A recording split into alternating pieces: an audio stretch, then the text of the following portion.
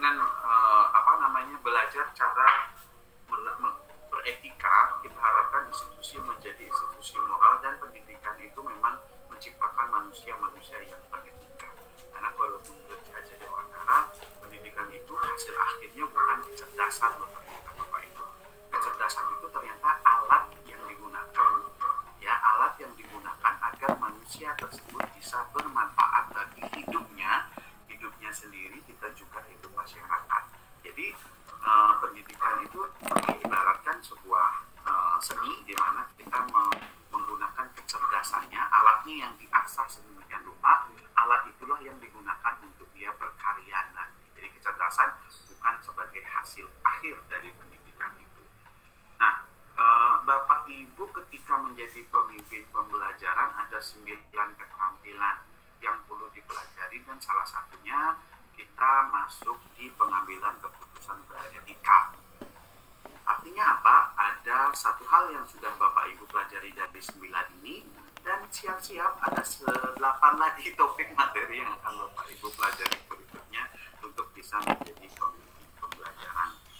Ini segitiga emas yang tadi saya sampaikan, pegang baik-baik segitiga ini, resapi, maknai sedemikian rupa sehingga tidak perlu di-print, dibawa kemana-mana, tapi dia memang ada di benak Bapak Ibu. Setiap kali mengambil keputusan, setiap kali melihat situasi, Bapak Ibu bisa berkaca lagi tentang segitiga emas ini.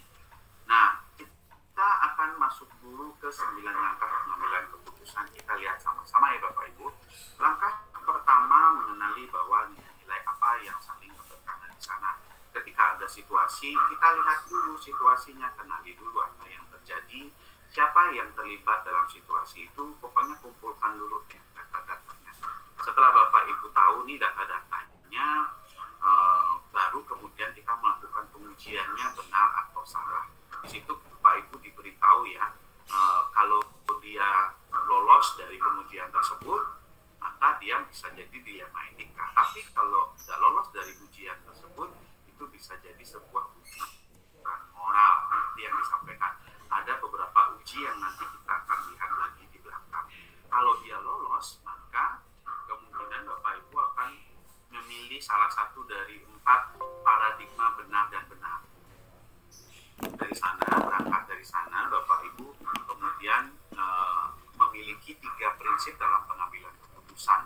Bisa berbasis akhir, bisa berbasis peraturan, atau bisa jadi rasa peduli. Jadi salah satu dari ketiga ini bisa dipakai untuk kemudian menginvestigasi opsi trilema. Menginvestigasi dalam artian kita akan melihat balik lagi fakta-fakta yang sudah ada di atas. Yang tadi fakta-faktanya apa ya? Kemudian secara kreatif kita mencari celah apa yang bisa dilakukan untuk kalau bilang 50-50 win-win solution, mencari cara-cara di mana semua pihak itu dapat diuntungkan gitu dalam sebuah keputusan tadi. Buatlah keputusan itu dengan mengetahui konsekuensi dari setiap keputusan, sehingga membantu kita yang nomor 9 ketika kita buat keputusannya, kita mampu bertanggung jawab terhadap keputusan itu. Ketika saatnya keputusan itu ada yang mempertanyakan, Bapak Ibu mengambil keputusan itu kan karena begini ya, menyebabkan ini. Nah, Bapak Ibu sebelum menyampaikan hal itu, bisa jadi Bapak Ibu yang duluan menyampaikan, saya mengambil keputusan ini. Contohnya, memang keputusan ini terlihat seperti ini, gitu, ya, disampaikan. Itu artinya Bapak Ibu terlihat bahwa Bapak Ibu juga menimang-nimang, sudah mengetahui konsekuensi dari setiap keputusan Bapak Ibu. Itu hal yang praktek baik yang saya selalu lakukan ketika mengambil keputusan. Saya harus mengetahui apa hal terburuk dari keputusan tersebut dan menyampaikannya kepada tim kita. Nah, saya tahu keputusan ini berat dan kemungkinan terburuknya adalah 1, 2, 3. Tapi ini yang terbaik karena 1, 2, 3, 4, dan 5. Nah, itu akan membantu kita untuk terhindar dari debat-debat atau argumen yang kemudian, karena mereka sudah tahu, oh ternyata sudah dipikirkan masak-masak ya. Jadi dipikirkan matang-matang itu bukan mencari yang baik-baiknya saja, tetapi mengetahui yang jelek-jelek paling jelek pun kita tahu berserta, tapi kita tetap memilih itu karena kita tahu ada manfaat satu gitu ya, yang memang terbaik untuk kita lakukan pada waktu saat pada momen itu. Karena momennya ketika dia berubah seminggu kemudian, 2 bulan kemudian, bisa jadi keputusan itu tidak relevan, tapi situasinya pada waktu itu sangat relevan. Jadi waktu juga berpengaruh penting terhadap ini. Nah, saya suka bagian yang ini. Ada benang yang ini saya ambil dari layangan saya yang putus kemarin. Benang ini adalah sisa dari layangan saya. Jadi Bapak Ibu, ada benang yang masih bagus, ada benang yang sudah kusut. Ketika kita dihadapi dalam situasi benar dan salah, ya Bapak Ibu ya, benar dan salah, kita bisa lihat, oh ini situasinya benar dan salah. Tetapi kita masih dipaksa baik oleh situasi atau pikiran kita untuk memilih yang salah, maka pada saat itu kita sedang dibujuk moral. Ya? Tapi ketika kita berada di pilihan yang satu pihak ada mengandung kebenaran pilihan ini, tapi di pihak lain, pilihan yang lain tersebut juga mengandung kebenarannya tersendiri. Inilah yang menyebabkan benangnya menjadi kusut, benangnya ruwet, kalau dibilang complicated, sangat sulit untuk membedakan mana yang sesuai yang harusnya kita lakukan, karena benar juga yang lainnya juga benar. Nah, situasi semacam ini yang cepat-cepat Bapak Ibu berhasil mengidentifikasikannya akan memampukan Bapak Ibu mengambil keputusan yang tepat dalam waktu yang singkat. Artinya Bapak Ibu tidak akan terjebak lagi dengan drama, ya drama. Aduh ini sebenarnya gimana ya? Nah, hal-hal ini Bapak Ibu cepat memfilternya. Ini benar atau salah? Ini benar-benar atau benar salah? Kalau sudah benar salah dan saya tergiring untuk memilih yang salah, berarti saya sedang dalam situasi dibujuk moral saya untuk melakukan sesuatu yang salah. Bapak Ibu segera sadar tentang itu, kemudian segera memilih untuk melakukan yang benar. Walaupun ada konsekuensi yang harus dilakukan, di mana ya memang seperti itu kondisinya. Nah, ketika muncul yang benar-benar, dan ini karena sebagian besar situasi yang terjadi biasanya benar salah. Cuman karena rasa yang masuk, ewah berkewah lah, ya karena ada begini, ada begitu, tiba-tiba kita dibujuk moralnya untuk membenarkan yang salah. Nah, itu membenarkan yang salah itulah disebut sebagai bujukan moral. Sedangkan ketika dia benar-benar, nanti kita lihat lagi di mana bagaimana caranya Pak Col membedakan antara benar dan salah ini. Kita pakai uji. Kita punya kurang lebih 5 uji. Macam ujian. Yang pertama uji legal. Ini tentunya sangat mudah ya, ada pelanggaran hukum. Kalau sudah disuruh memasukkan kwitansi itu udah pelanggaran hukum gitu ya. Jadi Bapak Ibu sudah paham, oke, ini dari uji legal aja udah nggak benar, berarti ada benar salah. Walaupun sebenarnya kepala sekolahnya baik sekali ya, setiap kali ada lebaran saya dikasih soto gitu ya. Kemudian ada kegiatan ulang tahun saya diberikan kue dan lain-lain sebagainya, diperhatikan ini dan itu. Kemudian saya diminta untuk memasukkan kwitansi karena hilang atau sebagainya. Nah, itu ada situasi benar dan salah yang sangat cepat kita bisa identifikasi. Ada uji regulasi juga Bapak Ibu, peraturan-peraturan yang ada atau kode etik profesi yang memang sudah ada di sana. Contohnya pengacara tidak boleh membocorkan hasil kliennya ya. Itu banyak hal. Guru juga bagaimana ada pelanggaran atau peraturan atau kode etik seperti apa, tidak boleh melakukan kekerasan terhadap anak didiknya, itu ada uji regulasi di sana. Kemudian intuisi ini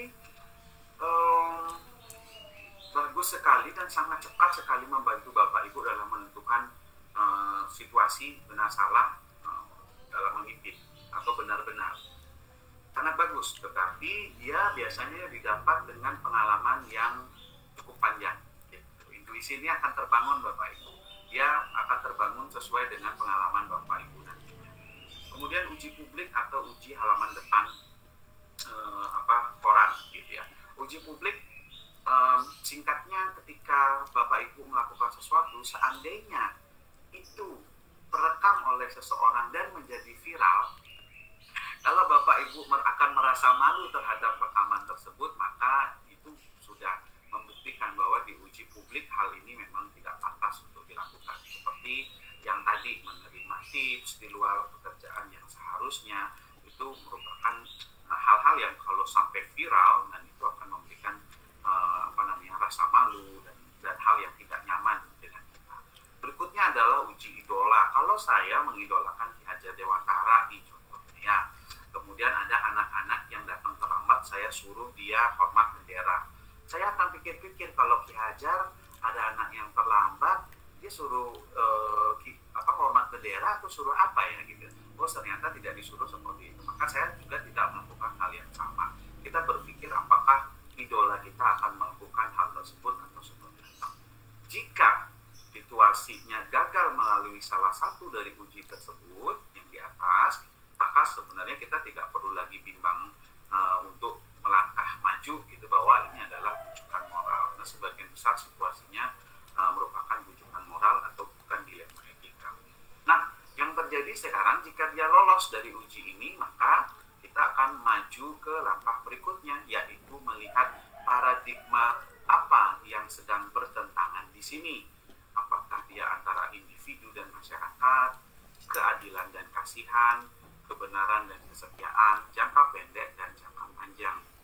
Misalnya kita bingung ada di sini, ini mau menentukan yang mana ya gitu ya. Nah, di individu dan lawan masyarakat ini, individu bisa berarti kelompok-kelompok kecil yang bersama kelompok-kelompok besar. Kasusnya seperti yang saya gambarkan tadi, Bapak Ibu nanti jadi kepala sekolah baru, sedangkan kepala sekolah yang lama, yang lain sudah memiliki lingkungan kerja, yang budaya kerja yang sedemikian. Nah, karena Bapak Ibu baru, kemudian tidak setuju dengan itu, nah itu individu melawan kelompok. Itulah yang terjadi di sana. Apa saya akan ikut ambil tipsnya dan jalan-jalan ke Singapura, atau apa yang saya lakukan? Mungkin nanti ada Bapak Ibu yang ingin menyampaikan pendapatnya, saya persilakan. Rasa keadilan dan dilawan dengan rasa kasihan. Ini juga ada contoh kemarin yang mencontek ya. Jadi dia menyontek itu bagaimana nih keadilannya, aturannya yang memang nggak boleh nyontek, tapi kasihan kalau nggak menyontek nanti dia tidak lolos seleksi. Apa yang harus dilakukan kalau demikian kasusnya? Atau yang ada seorang siswi yang hamil di kelas 3. Ini harus seperti apa nih? Ada keadilan, ada kasihan. Apakah itu sudah masuk di dalam dilema etika atau itu masih bujukan moral? Nanti hal-hal itu kita akan diskusikan lebih banyak lagi, mempertajam pemahaman kita. Ada kebenaran juga lawan kesetiaan. Seringkali kita harus mengatakan hal sebaliknya demi rasa kesetiakawanan gitu ya. Jadi harus mau berkorban. Nah itu mana nih kebenarannya, apa kesetiaannya yang kita utamakan di sana? Jangka pendek juga versus dengan jangka panjang. 4 paradigma ini yang secara umum paling sering ditemui dalam berbagai kasus dilema etika. Nah, ketika kita memastikan salah satu dari keempat itu terlibat, barulah 3 prinsip pengambilan keputusan ini kita pakai. Jadi ini nggak dipakai di awal ya Bapak Ibu ya. Nanti di awal ujuk-ujuk langsung kita pakai, ada langsung berbasis hasil dan berbasis aturan dan rasa peduli. Ini kita masih simpan sampai betul-betul ada faktanya, kemudian ujinya dia lolos, kemudian paradigmanya ketemu, baru kita masuk ke dalam 3 prinsip pengambilan keputusan ini yang biasanya akan dimunculkan opsi trilema. Nah, ketika masuk ke dalam opsi trilema, mulai deh kita bingung lagi nih, apa sebenarnya yang bisa, celah mana nih yang bisa dipakai agar terjadi sebuah opsi baru, opsi kreatif yang bisa menyelesaikan situasi yang rumit atau situasi benar-benar ini. Dalam prosesnya, Bapak Ibu pegang lagi 3 segitiga yang tadi ya, segitiga emasnya. Disinilah kemudian dia berguna nih. Ketika opsi trilema, Bapak Ibu berpikir lagi, apa nih opsi-opsi yang mana dia berpihak kepada anak, bertanggung jawab, dan juga ada kebajikan universal yang memang muncul di keputusan tersebut. Karena opsi trilema ini bisa saja ada opsi 4 lema, 5 lema, itu banyak opsinya. Nah, Bapak Ibu harus memilih kan di antara itu mana opsi-opsi yang paling cocok menjadi opsi trilema ini dengan memperhatikan yang tadi, segitiga emas. Segitiga biru ada sih ya, itu dia pakai ini nanti, pakai pisang goreng, segitiga biru, segitiga emas yang ini dipakai. Jadi ini juga Bapak Ibu bisa pakai kembali pegangannya sebelum mengambil keputusan. Ya tanyakan lagi, apakah yang kita lakukan ini berdampak kepada peningkatan pembelajaran murid kita atau tidak. Kalau memang berdampak, mari kita lakukan bersama-sama. Baik Bapak Ibu, akhir dari sesi penjelasan pemaparan di 31, dan nanti di akhirnya saya akan kasih Bapak Ibu di refleksi modul 3.1 ya. Tapi saya akhir dulu di presentasi saya. Secara umum itu yang Bapak Ibu sudah pelajari di 3.1. Kita punya waktu yang cukup panjang untuk mendiskusikan kegelisahan Bapak Ibu. Kita diskusi di sini sehingga nanti ketika menjadi pemimpin pembelajaran, Bapak Ibu sudah dengan cakap mengambil keputusan. Silakan yang ingin berdiskusi, menyampaikan pendapatnya, saya izinkan untuk mengangkat tangan menggunakan fitur raise.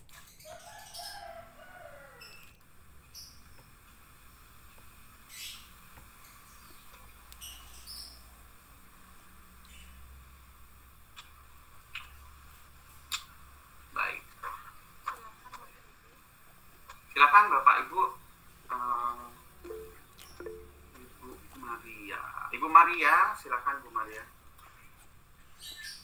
Terima kasih atas kesempatan yang diberikan kepada saya, Pak Cok.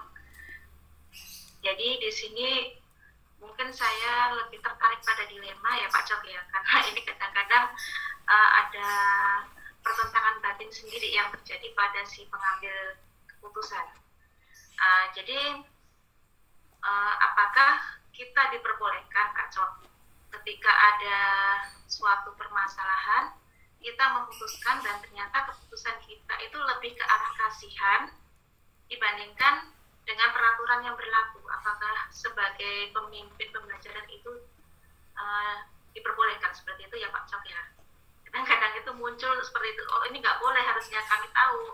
Tapi ternyata rasa kasihan itu kadang-kadang lebih mendominasi.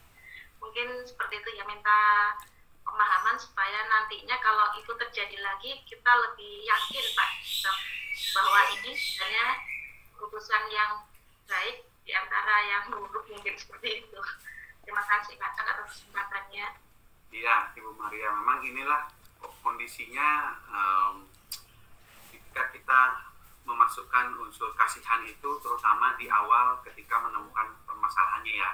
Kemudian ada situasi langsung kita kasihan. Nah itu akan cenderung kita nanti membuat keputusan yang mungkin belum beretika kalau kita bilang. Nah makanya diadakan dulu 9 langkahnya Bu Maria. Ketika kita menghadapi situasi tertentu, kita secara sadar mengumpulkan dulu fakta-fakta yang terjadi apa.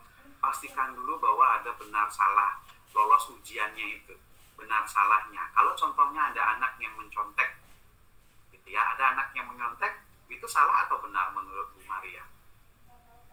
Secara aturan jelas salah Pak.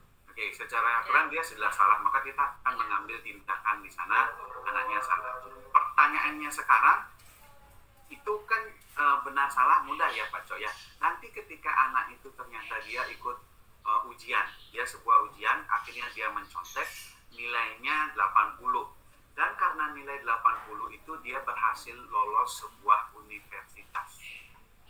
Nah, Ibu Maria tahu dan menemukan bahwa si anak itu mencontek. Apa yang akan Ibu Maria lakukan? Ini agak susah ya Pak, karena memang susah. Ya. Jadi karena mungkin saya belum sampai ke situ, dengan artian saya kan hanya pada tingkatan SMP ya Pak. Jadi mungkin ke arah yang lebih berat. Kalau saya bilang SMA ini berat Pak, saya sebelumnya pernah mengajar SMA. Jadi mungkin kalau sudah perguruan tinggi ini menyangkut masa depan dia ya Pak ya.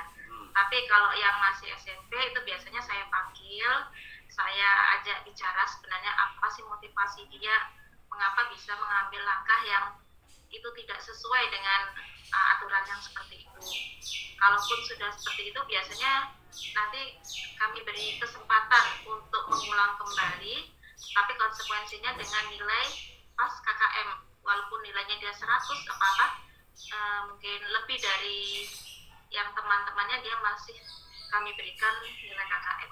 Biasanya seperti itu Pak. KKM-nya berapa biasanya? Kalau di tempat kami 75 Pak Cok. 75. Oke.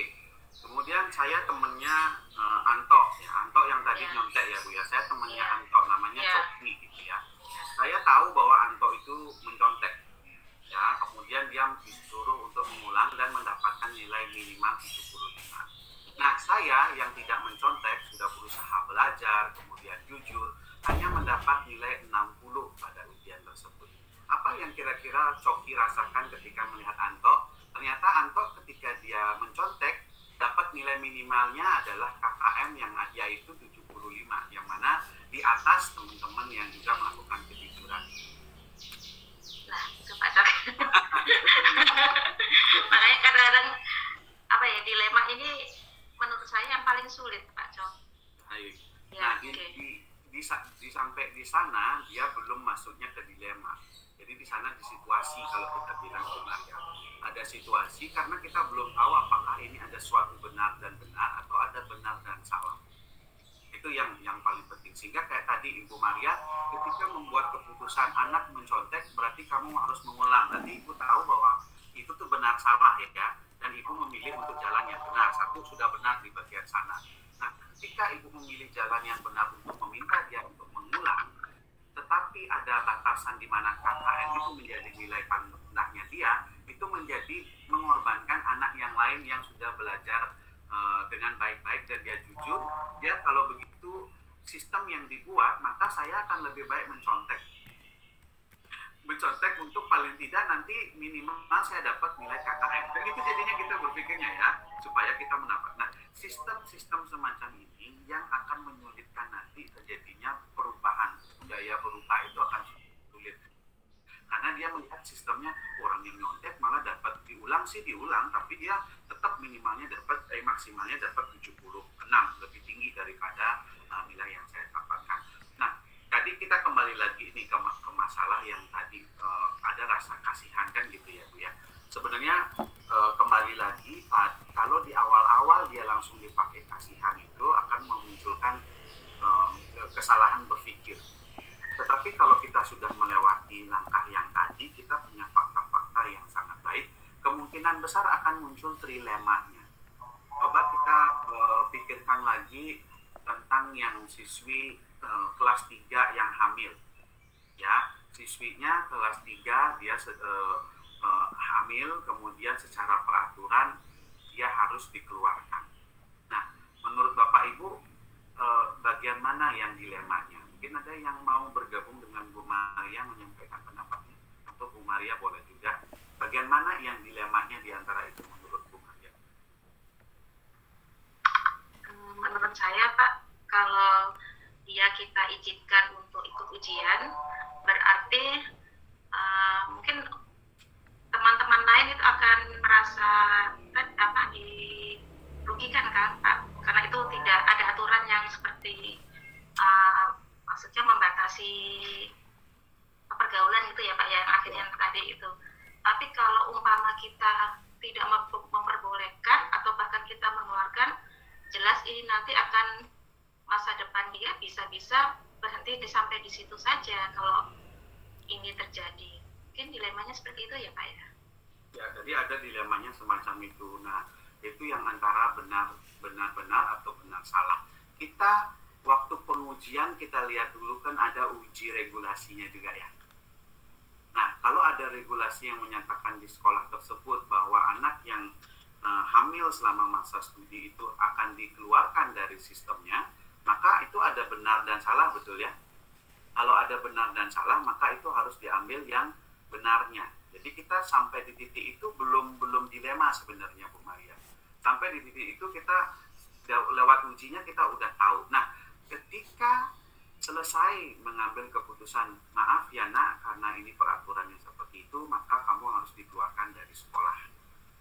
Proses pengeluaran dari sekolah, keputusan mengeluarkan dia dari sekolah inilah yang kemudian membawa sebuah situasi, saya belum bilang dilema, sebuah situasi di mana anak ini sudah kelas 3 dan sebentar lagi akan ujian.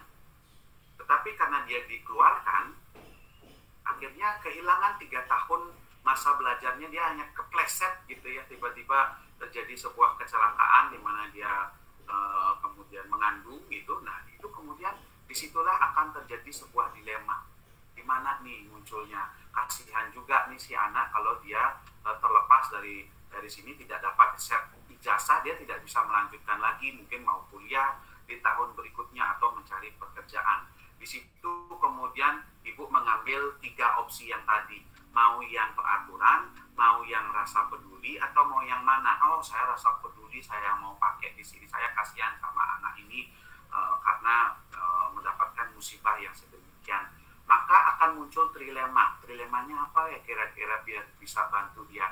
Dia memang harus keluar dari sekolah karena peraturannya demikian. Tapi apa yang bisa bantu anak ini untuk tetap mendapatkan ijazahnya dia? Aha, ketika itu kita muncul, kenapa tidak kita masukkan ke paket C saja? Ya, sehingga muncullah trilema itu. Jadi opsi trilema itu biasanya muncul di celah-celah yang sedemikian. Nah, dari opsi trilema inilah Bapak Ibu nanti akan mengambil keputusan di sana, dibantu nih anaknya, dibantu untuk memasukkan ke kejar paket C, sehingga sewaktu nanti teman-teman yang lain ujian, dia juga mengalami ujian. Bedanya hanya ijazahnya keluar dari sekolah dan keluar dari kejar paket C, tetapi pada dasarnya dia berhasil lolos dari proses tersebut. Nah, dengan opsi trilema ini, peraturan yang ada di sekolah bisa ditegakkan ya Bu Maria ya. Jadi ditegakkan di sana. Tapi bukan berarti kemudian kita lepas anak ini dan biarkan dia hancur demikian tanpa ada pertolongan yang lain. Ada opsi trilema yang kita munculkan di sana, ajaklah dia ke kejar paket C dibantu oleh gurunya. Dua-duanya jadinya jalan di opsi trilema ini. Nah, itu kurang lebih gambarannya. Kita nanti akan membiasakan diri melihat, oh ini sudah dilema atau masih bujukan moral. Ketika ada uji-uji tersebut, ini masih dalam tahap bujukan moral, ambillah yang benarnya dulu. Setelah mengambil yang benarnya, apakah muncul lagi nih hal-hal yang lain? Oh, ternyata ada kondisi nih yang muncul dilema. Dilemanya apa yang muncul? Ini atau ini, benar dan benar. Adakah rasa keadilan ya tadi Bu ya? Ada keadilan dan juga rasa kasihan. Di sana muncul, baru kita analisis lagi dan muncullah trilema yang seperti tadi. Sehingga bisa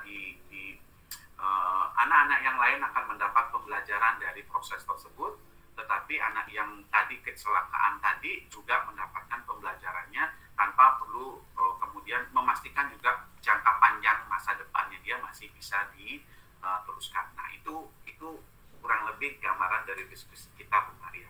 Bagaimana Bu Maria? Ya, iya sih Pak. Jadi harus perlu pertimbangan untuk memutuskan suatu keputusan yang selayaknya nanti bisa adil bagi seluruh orang gitu ya Pak ya? Ya. Seperti itu. Karena ada keadilan versus belas kasihan, itu kan ada muncul di sana. Sehingga opsi trilema itu memberikan kita ruang. Betul seperti kesimpulan Bu Maria, kita perlu pertimbangan. Nah, pertimbangan itulah membutuhkan fakta-fakta yang ada. Ingat tadi saya sampaikan, ketika sampai di opsi trilema, kita kunjungi lagi fakta-fakta yang ada tadi. Oh, ada peraturan yang menyatakan demikian. Oh, seperti apa kasusnya, ya, dan lain-lain sebagainya. 1, 2, 3. Karena begini, kalau seandainya anak kelas 3 itu hamil, kemudian ada anak kelas 2 juga yang hamil pada saat yang bersamaan. Kalau kita berikan kesempatan ke anak kelas 3 itu untuk ujian, sedangkan anak yang kelas 2 itu harus dikeluarkan, di mana rasa keadilannya di sana gitu loh. Jadi kan susah sekali untuk melakukan itu prosesnya. Itu yang gambaran umumnya. Sama seperti mencontek yang tadi saya gambarkan nih Bapak Ibu. Ketika Rehan ya yang mencontek ya Rehan ya. Ketika Rehan ini mencontek contohnya ya. Dengan mencontek itu dia berhasil masuk ke perguruan tinggi negeri. Ya, karena gurunya merasa kasihan, ya udah deh nggak apa-apa untuk sekali ini aja. Kemungkinannya kan ada 2. Yang satu, dia akan masuk ke universitas dan dia mengembangkan konsep menconteknya. Ya, dia akan kembangkan konsep mencontek, nanti pasti dikasihani. Oke, saya dapat. Dia buat skripsi, ya, kemudian dia mencontek lagi. Mencontek itu joki, dia beli skripsi dari mana-mana. Oke, akhirnya dia lulus menjadi seorang dokter. Nah, gurunya datang ke tempat praktek dokternya itu, kemudian melakukan operasi, ternyata terjadi malpraktek karena waktu belajar di universitas kedokteran dia sedang asik gitu main-main nongkrong-nongkrong pada ujian nggak mau karena dia melakukan konsepnya yang tadi mencontek, ya kan? Jadi ketika rasa kasihan itu muncul, benar salah itu kita coba dibujuk rayu gitu untuk yang melakukan salah, ada kemungkinan kita akan mendidik dokter-dokter yang hasil dari kecurangan, yang mana mereka melakukan kecurangan juga. Pengacara-pengacara yang melakukan kecurangan, pejabat-pejabat yang melakukan kecurangan, gitu.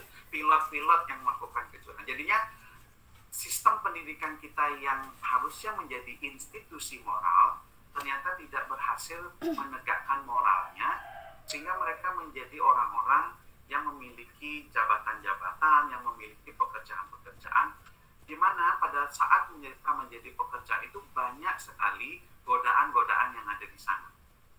Tidaklah mereka selamat ketika melakukan itu. Kan tujuan pendidikan menurut Ki Hajar Dewantara selamat dan bahagia menjadi manusia dan anggota masyarakat. Artinya apa, Bu Maria dan teman-teman?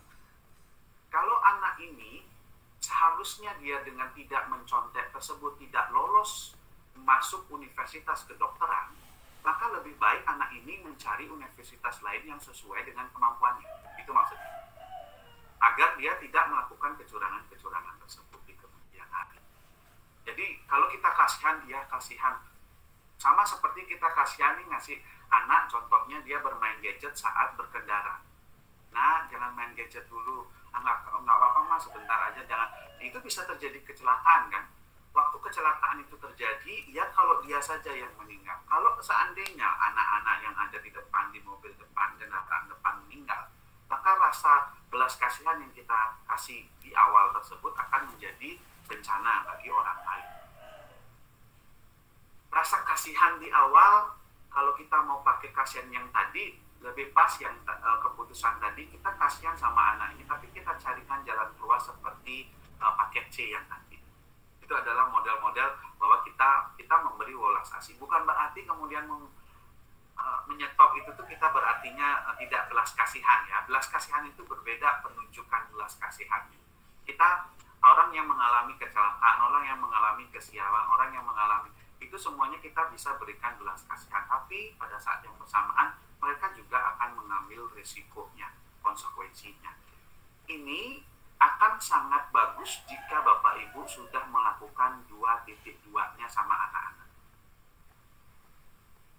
Sudah diajarin 2.2-nya. Makanya 2.2 belajar dimulai di depannya. Apa itu 2.2? Bapak Ibu memperkenalkan tentang kesadaran diri, ya, kesadaran diri, dia tahu sadar diri, dia bisa mengelola dirinya sendiri. Dia juga sadar sosial, dia bisa mengelola sosialnya. Akhirnya dia mampu mengambil keputusan bertanggung jawab. Setuju ya? Nah, waktu dia ujian, kita bilang dong sama mereka, anak-anak ini ujian yang sangat penting sekali. Ya, seberapapun nilainya itu adalah kemampuanmu, dan gunakan itu untuk mencari jurusan-jurusan sesuai kemampuan. Jangan sampai kalian melakukan kegiatan curang, karena curang, mencontek, maka kalian otomatis akan dicoret. Nah, itu berarti kan sudah ada kesepakatan bersama sebelum melakukan ujian. Jika saat ujian dia juga melakukan kecurangan itu, maka anak tersebut sudah mengambil keputusan dan dia harus bertanggung jawab terhadap keputusan itu. Pil pahitnya perlu dia telan, karena kita sudah mengajari yang tadi 2.2-nya. Dibekali sudah, ya, dibekalinya sudah. Jadi yang mungkin bermasalah kalau belum dibekali, kemudian nggak tahu sama sekali tentang itu, nah itu perlu lagi. Jadi ada urgensi, ada situasi yang berbeda. Itu mungkin gambaran-gambarannya. Ya, menarik Bu Maria, terima kasih pertanyaannya. Ada lagi Bapak Ibu yang ingin didiskusikan? Terima kasih Pak Cok. Sama-sama Bu Maria.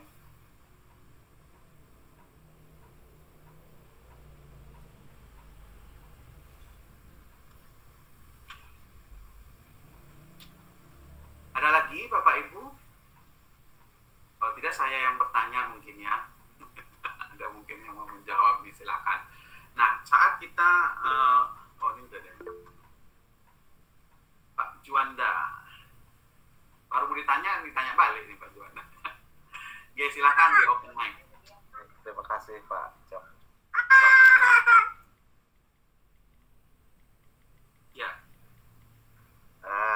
Ini mau menanyakan Pak Cok, ada nggak sih caranya untuk mengoreksi bahwa keputusan yang kita ambil itu sudah benar dan efektif gitu? Ada nggak caranya? Kemudian Pak Cok, apakah bisa di suatu situasi itu bisa keputusan yang sudah kita ambil itu kita rubah gitu, kita ralat lagi gitu?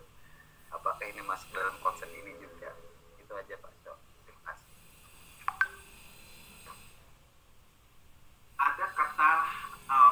berani dan percaya diri di depan yang kita pakai dasar gitu Pak Juanda. Karena memang setiap keputusan yang diambil, masalah benar salahnya itu betul-betul tergantung dari situasi dan cara pandang orang yang menilai nanti Pak Juanda. Seperti yang masalah kuda tadi. Kalau Bapak tidak melakukan langkah-langkah pengambilan keputusan ini, berbahaya posisinya. Karena itu pasti diserang habis-habisan dan kita memang betul-betul tidak bisa membela diri. Artinya kenapa? Karena kita mengambil keputusan tanpa pertimbangan yang matang. Kita nggak tahu fakta-faktanya apa. Kita tidak menguji kondisi atau situasinya seperti apa, kemudian mengambil keputusan, itu bisa terjadi kondisi yang tadi. Tetapi ketika kita mengikuti langkah-langkah ini, kita memastikan bahwa semua opsi-opsi itu sudah kita pertimbangkan, sehingga muncul opsi trilema. Benar salahnya itu tergantung dari tadi. Apakah kondisi pada saat itu, kan saya bilang tadi, opsi trilema ini bisa jadi buruk, tapi ada satu hal yang paling baik pada saat itu terjadi dan Bapak akan mengambil itu. Dan ketika orang, dan itu yang paling benar pada detik yang itu, ada saat yang itu. Contohnya, ada sebuah kecelakaan, saya pakai urgensi kecelakaan. Ada sebuah kecelakaan, kemudian seseorang terjatuh, Bapak melihat kakinya berdarah. Pada saat itu Bapak putuskan untuk mengamputasi kakinya atau tidak? Pertanyaannya. Tunggu dulu, kita lihatnya jangan ujuk-ujuk kakinya berdarah, ini bahaya, amputasi, tusuk, langsung habis juga kakinya orang. Tapi kita lihat ini berdarahnya, oh lecet, ini masih bisa dijahit.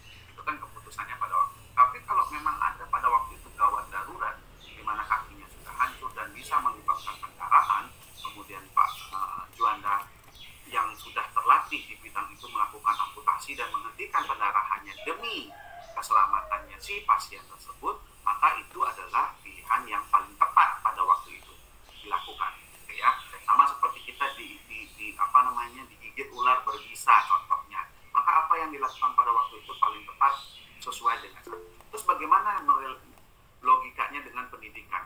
Sama seperti itu, ada urgensi yang kita lihat juga. Kemudian kita nih nyelamatin siapanya dulu, gitu. Nyelamatin kitanya, nyelamatin siapa, atau menyelamatkan dari kepentingan dari anak didik tersebut. Nah, di akaran itu nggak ada yang bisa menyalahkan Pak Juanda, gitu maksud saya. Kalau memang sudah keputusan Bapak, ini loh yang terjadi, ini opsi-opsi yang saya punya pada saat itu ketika situasinya begitu, di mana dukungan ini belum saya punya, yang ini saya belum ada. Nah itu kan gitu ya. Jadi keputusan yang saya ambil ini yang terbaik untuk anak pada saat itu. Karena ada lingkaran waktunya yang membatasi di sana. Bisa jadi nih di seminggu berikutnya baru mungkin bukan orang lain, Pak Juanda sendiri yang menemukan harusnya nggak minggu lalu itu bisa seperti ini ya. Nah tapi pada saat itu Bapak sedang tenang, sedang nggak ada masalah. Pada waktu mengambil keputusan itu, tekanan ada dari mana-mana.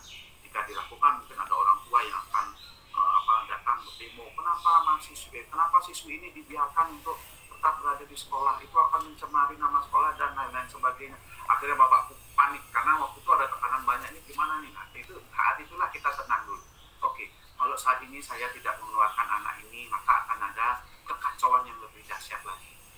Nah, Bapak mengambil pengeluaran anak tersebut, walaupun ada yang tadi keadilan sama tidak. Mungkin sebulan lagi pasti ada yang ngomong, harusnya Pak Juanda nggak diginiin, kasihan loh anak itu. Mungkin ya sekarang Anda bilang seperti itu, waktu ada 100 orang tua di depan gerbang ngeruduk di sekolah saya mau itu tuh beda gitu. Nah sehingga saya sangat membayangkan Bapak Ibu akan berada di posisi pemimpin pembelajaran yang ternyata mengalami risiko-risiko seperti ini. Saya 10-15 tahun di dunia pendidikan, sempat dilempar pakai batu bata sama anak didik saya gitu ya, sempat dicari ke ruang kepala sekolah sama dilempar batu bata karena di tasnya itu dia taruh majalah dewasa yang dia dapat dari kakaknya yang ada di sekolah tinggi. Saya ambil majalah dewasa itu, besok saya mau ketemu sama orang tuamu ya, ngomongin masalahnya. Nggak terima dia ambil batu bata, dilempar saya pakai batu bata. Jadi kita panggil orang tuanya, ada banyak hal yang terjadi. Jadi situasinya luar biasa kalau kita menjadi pemimpin pembelajaran, tekanannya muncul dari mana-mana, sehingga kita perlu sekali keterampilan ini gitu Pak Jo. Keterampilan ini sangat penting untuk kita lihat telisik kembali untuk kepentingan juga anak-anak kita dan juga diri kita dan juga komunitas kita. Biasanya ketika mereka tahu bahwa kita sudah mempertimbangkan berbagai hal, mereka bisa terima itu biasanya.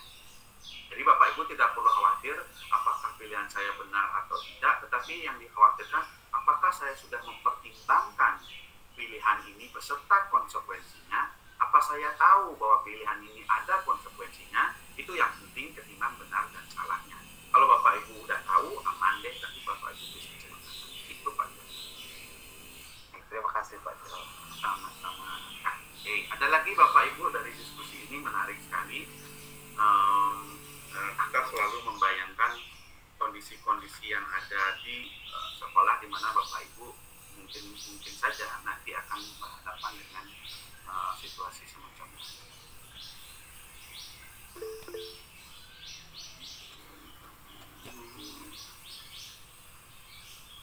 Ya, ada yang Ibu Silviana, silakan Ibu.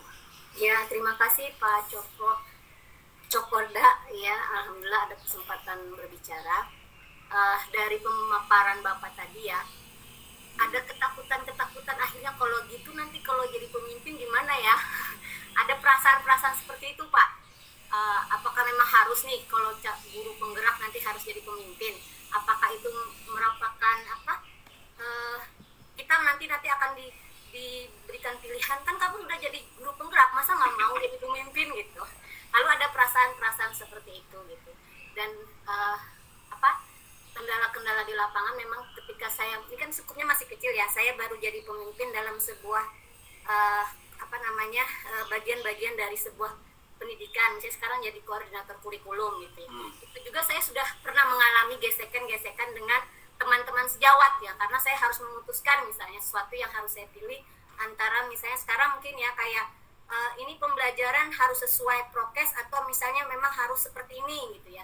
Ada pilihan-pilihan yang akhirnya kadang-kadang saya berdebat dengan teman-teman gitu. Walaupun akhirnya saya termasuk orang yang sangat saklek dengan aturan Pak. Nah itu teman-teman juga mengatakan kepada saya, Ibu Evi kadang-kadang tidak peka dengan perasaan orang lain misalnya seperti itu. Jadi, sudah jadi label buat teman-teman saya. Kalau peraturannya harus seperti itu, yang saya pahami begitu Pak. Apalagi kalau misalnya di zaman COVID ini ya, kalau sudah melanggar prokes saya akan saklek gitu ya, karena kami kan di tingkat rendah ya Pak, di PAUD. Anak-anak PAUD kan lebih rentan gitu dengan penyakit misalnya seperti itu. Nah kekhawatiran yang saya alami itu menurut Pak Cokorda bagaimana gitu ya. Jadi nanti kalaupun akhirnya gitu ya rezekinya jadi pemimpin gitu ya, kekhawatiran itu bisa ditekan dan ibaratnya kita tetap semangat ya, karena segala sesuatu itu kan memang sudah diatur dari atas ya Pak ya. Walaupun kita misalnya menolak gitu, tidak mau gitu ya, tapi kalau memang sudah rezekinya pasti akan dapat gitu seperti itu. Mungkin masukannya aja Pak supaya teman-teman di sini juga bisa mempersiapkan mental, mungkin kalau harus benar-benar nanti sampai waktunya kita harus jadi pemimpin gitu. Terima kasih Pak. Terima kasih. Kalau sudah jadi pemimpin pasti akan menghadapi ini gitu ceritanya. Sehingga dengan mengetahui pemetaan tersebut, kami di tim PGP juga kemudian berusaha untuk membekali Bapak Ibu. Kita tahu nih perjalanannya Bapak Ibu akan menjadi pemimpin. Di tim juga sudah mengetahui bahwa ada dari kami yang sudah menapaki jalan-jalan sebagai pemimpin begitu. Dari hasil kesimpulan tersebut ini perlu dibekali. Kalau dulu mungkin kita nggak dapat bekalnya Bu Silviana, itu lebih gawat lagi gitu. Kita masuk ke pemimpinan nggak dapat bekalnya, kita belajar otodidak di sana, ditampar ke kiri, ditendang ke kanan gitu. Jadi bergulut-gulut ke sana. Tapi kalau kita lihat memang ada mudarat, ada juga maslahatnya. Ketika kita membawa manfaat menjadi pemimpin itu di mana itu biasanya terjadi ketika kita di awal-awal memimpin, banyak permasalahan yang terjadi. Ketika kita sudah mampu menyelesaikan itu menjadi pemimpin pembelajaran yang sesuai aja dengan apa yang kita sudah bahas di sini, masalah itu bisa ditekan seminimal mungkin. Ditekan dalam artian bukan berarti tidak ada masalah, tetapi masalah-masalah yang gede yang seperti saya ceritakan tadi akan kemudian dia menurun karena budaya positifnya yang nanti Bapak Ibu akan pelajari juga. Kan 1/4 kemarin udah belajar budaya positif ya. Budaya positif itulah yang dikembangkan nanti. Jadi ini semacam kita kalau mau berburu gitu. Bapak Ibu diberikan senjatanya dulu, ini loh cara Ibu mengatasi situasi, atau karate itu ya, caranya kuda-kudanya macam ini, sehingga nanti ketika Bapak Ibu menjalankannya, saya pikir akan sangat membantu dan berbeda dengan kami mungkin yang di awal-awal menjadi pimpinan tanpa ada guru penggerak ini, kita belajarnya otodidak dan biasanya terjadi permasalahan yang banyak di sana. Manfaatnya jauh lebih besar ya ketika Bapak Ibu nanti menjadi pemimpin, karena bayangkan nih, kalau saya punya 600 seorang siswa, ada 600 generasi muda yang kalau kita jadi pemimpinnya dibanding dengan orang lain mungkin yang belum paham tentang guru penggerak ini, maka manfaat yang didapat oleh 600 orang tersebut saya pikir jauh lebih besar dari masalah yang akan Bapak Ibu nanti hadapi di kemudian hari. Dan seperti yang saya sampaikan, masalah itu muncul besar, itu sebesar masalah itu sebenarnya tergantung dari bagaimana kemampuan kita dan kapasitas kita. Masalah yang sama buat seseorang mungkin itu adalah masalah yang sangat besar, tetapi buat orang lain bisa jadi itu adalah masalah kesehariannya dia. Nanti kalau Ibu Silviana udah terbiasa menjadi pemimpin pembelajaran, saya pikir Ibu akan bisa merasakan, oh ini hal-hal yang memang keseharian yang saya jalani, dan itu adalah manfaat lebih besarnya memastikan. Kalau saya berpikirnya gini, saya ada di kepemimpinan,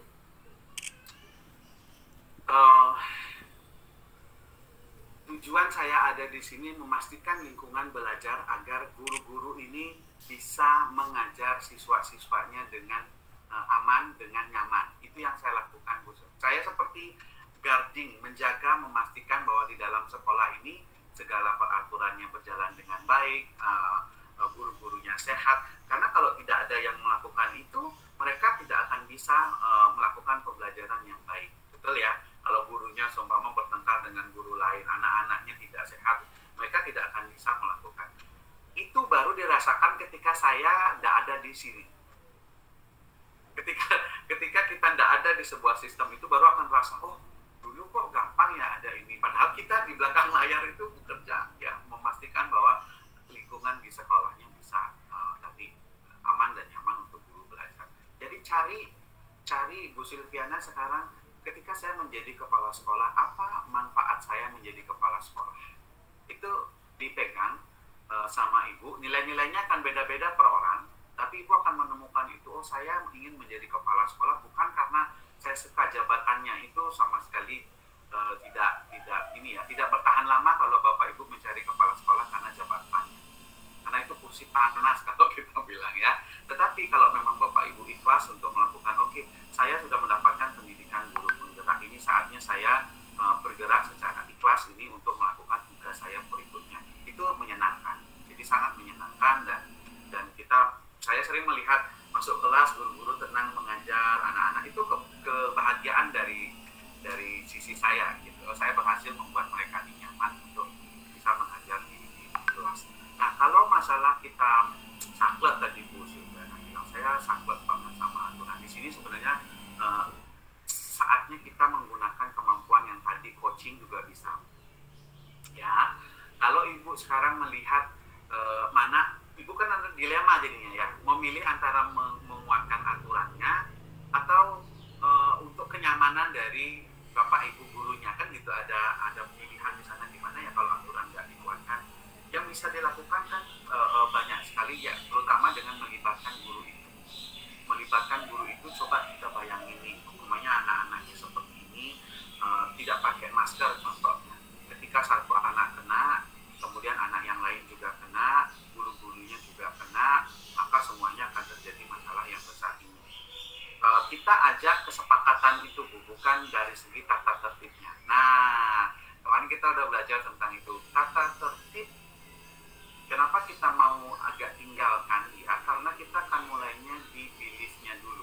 Jadi coba Ibu gali kepercayaan kenapa sebuah aturan itu penting untuk dijalankan. Jadi jangan ke aturannya dulu deh. Cari dulu di atasnya kepercayaannya dulu. Kita mau sehat ya teman-teman ya. Kita mau selamat ya. Kita mengajar sehat dan selamat. Caranya untuk ini apa nih? Bila perlu ajak mereka Bu Silvi. Libatkan mereka dalam membuat aturannya itu. Jadi bukan Ibu yang membuat aturannya sendiri, Ibu tinggal menyampaikan beliefnya, kita ingin sehat dan kita ingin tetap bisa memberikan layanan pendidikan. Sudah sama dulu percayanya. Sudah, baik. Apa yang bisa kita lakukan untuk memberikan ini gitu. Nanti akan buat sendiri, oh ini, dan ini. Ketika itu munculnya bersama-sama, kan kita ada ko-kreasi pakai barjanya.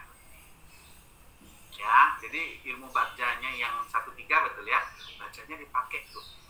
Ibu punya prakarsa perubahan. Nah, prakarsa perubahannya agar di masa pandemi anak-anak dan guru itu aman, sehat, tapi juga bisa belajar dengan baik. Nah, itu prakarsa perubahannya. Masukkan B-nya. Buat pertanyaannya, B-nya, B, A, G, Y, C, A-nya dipakai. Nanti ambil pelajaran, gali mimpinya, jabarkan rencana, atur eksekusinya Ibu, sehingga ko-kreasinya bukan Ibu aja nih yang punya. Walaupun Bu Silvi tahu aturannya ini, itu nggak usah dipakai. Karena ketika kita memakai yang seperti itu, akan ada resistensi dari tim gitu. Jadi Bu Silvi walaupun tahu, dimulai dari pertanyaan, betul ya Bapak Ibu ya, tidak ada jawaban. Tujuannya adalah agar pertanyaan itu dipukulin sama-sama satu timnya dan dijawabnya, dicarinya juga sama-sama gitu. Kenapa kita mengajarkan barja, bukan mengajarkan Bapak Ibu untuk melangkah sendiri? Tujuannya adalah ko-kreasi langkah maju bersama, gotong royong bersama, karena gotong royong itu meningkatkan yang namanya rasa memiliki. Kalau rasa memilikinya sudah muncul, aman. Walaupun kita tahu nih, oh caranya harusnya begini, tapi kalau menurut mereka belum sampai ke sana, kita pancing lagi, kita ajak lagi bertanya, kita cari. Agak panjang sih Bu bacanya 1-3 kemarin, tapi itu memastikan agar paham dulu beliefnya, kepercayaannya. Dari sana baru ada muncul peraturan-peraturan yang memang kesepakatannya, bukan peraturan tata tertib aja langsung. Kesepakatan kelas kan dulu kita sampaikan, dan nanti Ibu punya akan kesepakatan guru bahwa ketika kita masuk kita sepakat ya anak-anak begini ya, anak-anak begini, anak-anak begini. Nah itu pasti nanti mungkin 2-3 bulan lagi Bu Silviana pasti akan disampaikan, wah Bu Silviana sudah berubah ini jadi Power Ranger gitu. Jadi sebelumnya begini, sekarang sudah lebih mendengarkan. Bu Silviana mau beginikan, mendengarkan kami itu. Benarnya bukan mendengarkan sih sebenarnya, cuman pakai ilmu barjanya aja gitu. Gitu Bu Silvi. Terima kasih Pak Cok. Ya, sama-sama. Mungkin di sesi ini Bapak Ibu saya berusaha untuk lebih banyak mengaitkan dengan koneksi materi ya di 11, 12, 132. Itu tujuannya bahwa agar Bapak Ibu melihat bahwa yang kami berikan di paket modul 1 dan 2 itu sampai di sini yang akan membantu Bapak Ibu mengambil keputusan, menjadi pemimpin. Sehingga basicnya ada, dasar ilmunya ada di paket modul 1 dan paket modul 2, dan saya akan selalu berusaha menghubung-hubungkan itu sehingga Bapak Ibu tidak melupakan apa yang sudah dipelajari dan pakai nanti di lapangan. Oke, ada lagi Bapak Ibu yang ingin didiskusikan? Mungkin 1 atau 2 lagi sebelum nanti saya share Padletnya, jadi kita bisa kerjakan di Padlet juga. Yang paling mengganjal mungkin dari Bapak Ibu selama ini.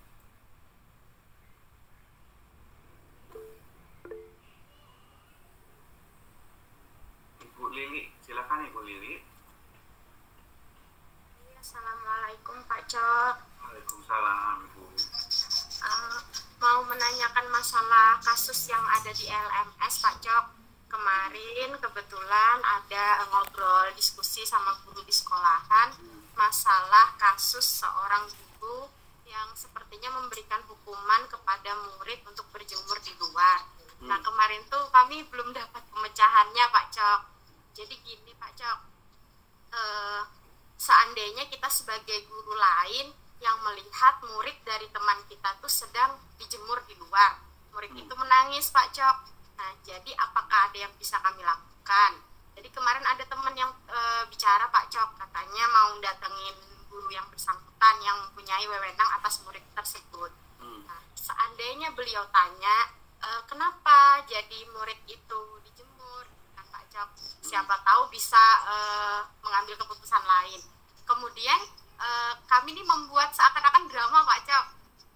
Jadi kalau misalnya guru tersebut mengatakan sudah ada kesepakatan nih, kalau melanggar kesepakatan akan ditaruh di luar gitu kan, dijemur gitu. Nah kemudian anak itu melanggar, makanya dia dijemur. Terus seandainya saya mengatakan kepada beliau untuk mengganti misalnya kesepakatannya atau gimana, karena kasihan kan Pak sama muridnya yang menangis, sedangkan kata guru yang bersangkutan ini sudah kesepakatan bersama gitu Pak Cok. Nah gimana itu Pak Cok? Di sisi lain kita kasihan sama murid tersebut Pak Cok, di sisi lain guru tersebut yang memiliki wewenang atas murid itu. Nah gimana tuh Pak Cok sebenarnya seharusnya Pak? Iya. Lucu jadinya ya, menarik. Kesepakatannya apa sih Pak? Kalau saya akan coaching sih Bapak itu atau guru tersebut saya akan ajak coaching dia. Sudah buat kesepakatan ya, kesepakatannya apa? Kesepakatannya untuk menyiksa anak-anaknya. Jadi kalau nanti Bapak juga melakukan kesalahan, boleh dong ya kami jemur Bapak di sana ya, gitu ya. Karena kesepakatan itu berlaku dua arah dong. Ya, kalau umpamanya anaknya terlambat, ya kalau Bapak terlambat, Bapak kan lain loh, saya lain juga jadinya gitu. Jadi awal kesepakatan, mungkin ini karena Bu Lili baru berbicara dengan teman, belum langsung masuk ke yang bersangkutan. Nah, pertama Bu Lili dicari tahu dulu siapa ini Bapak ini, karena kan kita perlu tahu nilai-nilai kepercayaan yang dia anut tentang hukuman itu apa. Kan itu adalah perilakunya si Bapak atau si Ibu sih Bu Lili? Ibu Pak. Oke, si Ibu seumpamanya. Kita perlu tahu itu adalah karakternya si Ibu. Kita perlu tahu dulu apa beliefnya dia. Kepercayaan apa yang mungkin Ibu ini tidak sadar bahwa melakukan itu adalah sebuah kekeliruan dalam proses mendidik. Bisa jadi. Jadi kita nggak langsung ujuk-ujuk berdasarkan guru penggerak gitu. Anda divonis gitu.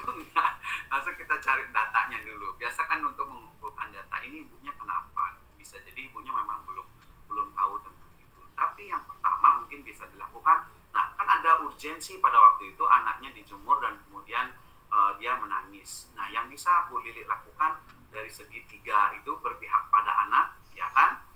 Kebajikan universitas bertanggung jawab, maka Ibu Lili sebagai guru langsung ambil anak itu, ajak dia duduk. Bisa di ruangannya Ibu, bisa di ruangan kepala sekolah, bisa juga di ruangan guru. Kalau Ibu merasa nyaman, saya lebih nyaman dia ada di ruang kepala sekolah. Jadi guru itu biar ngomong sama kepala sekolah aja. Jadi Ibu langsung bawa dia, karena ini adalah menurut. Kalau Ibu lingkaran pengaruhnya cukup kuat untuk bertemu langsung tatap muka sama Ibu yang bersangkutan, bisa langsung ketemu. Tapi kalau belum cukup kuat lingkaran pengaruhnya, jangan dulu. Nanti akan terjadi argumentasi yang mungkin menimbulkan malah kemarahan dan lain sebagainya ya. Kita ajak dulu gitu ke ruang kepala sekolahnya, duduk disampaikan kepada kepala sekolahnya, bukan untuk mengadu, tetapi menyampaikan ada kondisi seperti ini. Ibu sampaikan saya tidak tahu kenapa anaknya berada di luar. Jadi Ibu bilangnya gini, Ibu kan nggak tahu kalau anak itu dijemur oleh gurunya. Bisa jadi dia memang sedang sedih karena kucingnya lagi mati gitu ya. Dia keluar nangis, cuman kelihatannya di bawah matahari dia nangis gitu. Terus Ibu bilang, nah Ibu sudah mengambil keputusan, dia dihukum, dijemur gitu. Enggak Bu, orang saya lagi sedih, tadi kebetulan aja lagi di panasnya gitu, nggak ada pohon gitu ya. Jadi asumsi yang Ibu punya ditahan dulu. Walaupun Ibu berasumsi demikian, kita harus tetap praduga tak bersalahnya muncul. Jadi kita ambil Lili, kita ambil anaknya, kemudian ajak ke ruang kepala sekolah. Nanti bicaranya dengan kepala sekolah, Ibu tadi saya melihat siapa namanya, umpamanya Ayu menangis tadi di lapangan, gitu ya. Jadi Ibu netral nih, Ibu nggak bilang menambahkan bumbu-bumbu cerita drama-drama, itu tuh belum sampai ke sana, gitu ya. Dan ini ada di kelasnya di sana. Nanti Ibu datang ke kelas temannya. Permisi Bu, ya mohon maaf tadi saya ketemu Ayu nangis tadi di lapangan.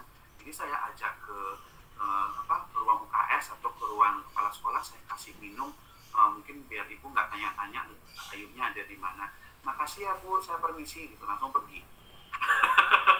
Jadi gini dulu, selesaikan dulu sampai di sana gitu ya, karena kita nggak tahu apakah itu betul-betul merupakan kesepakatan kelasnya atau tidak. Nah nanti jika memang ditemukan bahwa terjadi posisi seperti itu, kan nanti ada kegelisahan yang muncul ya, terus kami harus gimana karena dia melanggar aturan.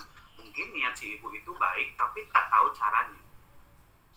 Seperti Bapak Ibu yang sebelum masuk ke guru penggerak kan, mungkin ada Bapak Ibu di sini yang dulu juga melakukan hal yang sama ya, tapi karena masuk guru penggerak sudah tercerahkan jadi tidak lagi melakukan itu. Nah siapa tahu memang Bapak Ibu gurunya niatnya baik, cuman caranya yang mungkin belum tahu. Kalau belum tahu ya nanti kita kasih tahu, oh menurut yang saya pelajari, jadinya nanti sampaikannya ini sebenarnya ada hubungan dengan 2.2 Bu.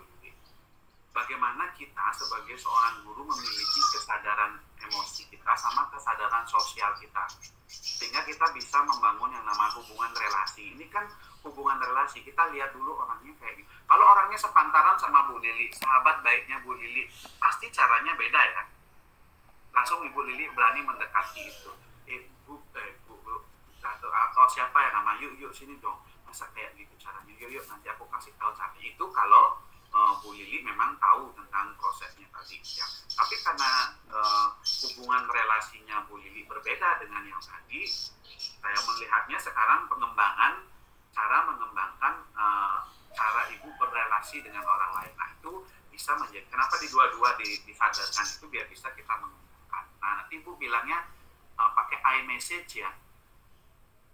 Masih ingat iMessage-nya? Masih ingat Bu Lili? Apa itu Pak? Lupa Pak. Hubungan berelasi itu ya. Saya keputusan yang ibu ambil ini mengkhawatirkan. Nah itu beda, itu menyalahkan si ibu yang tadi. Tetapi ketika iMessage menggunakan saya khawatir dengan keputusan yang ibu ambil. Berbeda, yang satu nyalahin si ibunya, keputusan ibu itu mengkhawatirkan. Jadi keputusan ibu mengkhawatirkan, padahal bukan keputusan itu yang mengkhawatirkan, saya yang khawatir terhadap keputusan itu. Jadi pakai iMessage-nya. Perubahan cara berelasi ini saja itu membedakan antara perang dunia 1. Jadi kalau ibu pakainya yang pertama tuh udah perang dunia ketiga tuh munculnya sama ininya. Tapi kalau dipakai pikir-pikir dulu, oh saya kayaknya pakai iMessage tuh, permisi Bu, saya khawatir begini. Oh gitu ya. Nah itu bisa jadi damai, jadinya pasca damai ya. Nah kemampuan relasi ini yang perlu kita bareng-bareng pelajari lagi untuk melihat yang tadi, sehingga ada sadar diri, mampu mengelola diri. Nah yang tadi mengelola diri juga kedapetan. Artinya dari segi mengelola diri, ketika ibu melihat kejadian itu mungkin ibu sedih atau merasa kurang nyaman atau marah. Nah ibu kan sadar akan emosi yang sedang muncul. Nah ketika emosi yang muncul itu seumpamanya marah atau kecewa, kita mengambil keputusan itu berbahaya. Sehingga ibu harus melakukan stop dulu. Nah ada lagi ketemu, ini stop, masih ingat ya? Ya berarti kita stop dulu. Oke. Gimana sekarang? Apa yang harus saya lakukan sekarang? Ilmu yang 1, 2 mana nih? Jadi buka lagi bukunya. Yang 1, 2 mana? Yang 1, 3 itu apa ya? Jadi duluan pingsan nanti anak-anaknya. Tapi jadi prosesnya kita ingat-ingat. Oke, berarti saya stop dulu. Nah, saya pikirkan langkah berikutnya. Nah, muncul kemudian langkah-langkah yang alternatif yang tadi saya sampaikan. Itu sih, Bu Lili. Ya. Terima kasih banyak Pak Cok. Benar-benar nggak kepikiran Pak Cok untuk mengajak anak itu ke kantor misalnya. Makasih banyak Pak Cok pencerahannya. Ya. Ibu Lilinya lagi sibuk ini sama temannya atau berhayal nanti gini gimana ya. Akhirnya anaknya tetap gak nangis sampai berjemur di sana. Nah itu urgensi yang tadi disampaikan, kapan kita harus mengambil keputusan cepat. Tapi dari sini Ibu Lili mudah-mudahan dapat idenya bahwa kalau anak yang dikorbankan, Ibu Lili melihat situasi itu, ambil segera keputusannya. Ambil, selamatkan dulu anaknya, nanti yang lainnya bisa dipikirkan. Nah itu prosesnya kan, makanya ada kata berani dan percaya diri. Itu sebenarnya kenapa kita taruh di sana, karena itu membutuhkan keberanian ya. Jangan-jangan mikirin wajah ibunya yang marah itu aja kita udah gimana yang nanti saya dimarahin. Nah itu ada keberanian yang muncul, tapi yang penting itu ada saya minta show dan juga ini ambil berani ya. Oke. Makasih banyak Pak. Assalamualaikum. Waalaikumsalam Bu Lili. Saya pernah terjadi perkelahian antara orang tua di parkiran sekolah gitu ya. Saya lihat dari jauh, aduh ini bapak ibu dia berkelahi, ya udah saya turunin sampai di sana. Apa mau apa? Udah dia bertengkar habis-habisan kayak begitu. Udah saya lerai, malah dipanggil polisi saya untuk menjadi saksi mata. 2 kali datang ke pengadilan gitu ya. Saya bilang oh ya ampun, sampai seperti itu. Tapi karena kita memang sebagai pemimpin pembelajaran agar tidak berlanjut perkelahiannya di sana, ya kemudian itu langkah cepat yang harus saya lakukan pada waktu itu gitu ya. Tapi tidak semuanya cerita-cerita buruk saja gitu. Ada anak-anak yang saat ini saya masih berkenalan baik sekali sama semua anak yang di tempat saya menjadi kepala sekolah. Sampai sekarang pun setiap ketemu di jalan, setiap ketemu kemana-mana, sering saya dapat diskon. Kalau lagi sakit gigi gitu ya, karena anak didik saya udah gede-gede, udah ada yang jadi dokter gigi juga, mampir ke sana, loh, Mr. Cok kenapa? Giginya lubang. Oh ya, sini diobati gratis. Jadi ya udah pulang aja nggak apa-apa gitu ya. Nanti kalau mau ke bank mana gitu ketemu siswanya, ternyata dia adalah sudah lolos di sana. Oh, manajer cabang mana? Gimana Pak Cok, ada yang bisa dibantu?